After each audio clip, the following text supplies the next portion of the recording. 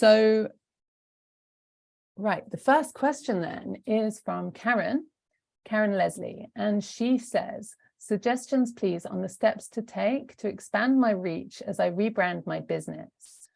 And when I asked for more details, she said she's been an energy practitioner for 25 years. Now she's working with people to disrupt their thought patterns and get out of beliefs and points of view that are keeping them stuck. I still do energy work as part of the process. What I say is everything we do from the neck up helps from the neck down. Beautiful. I like that. That's a good line.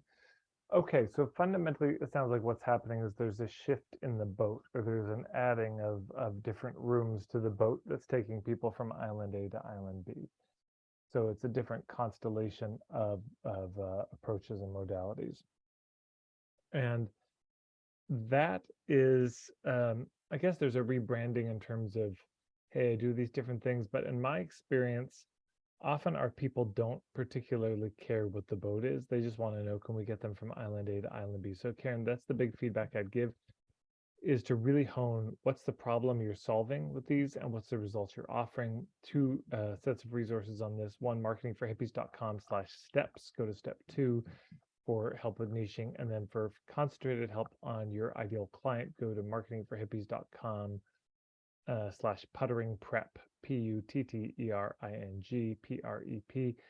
And those two resources will help you take some next steps on figuring out your niche.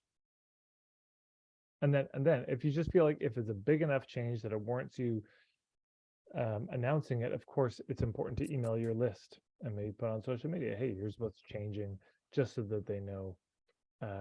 And then if you're wanting to get out there and reach different people than you've been reaching before, then first you just have to clarify who those people are, and then think about the hubs and how you reach them. And that's step 5 on the marketingforhippies.com/steps page.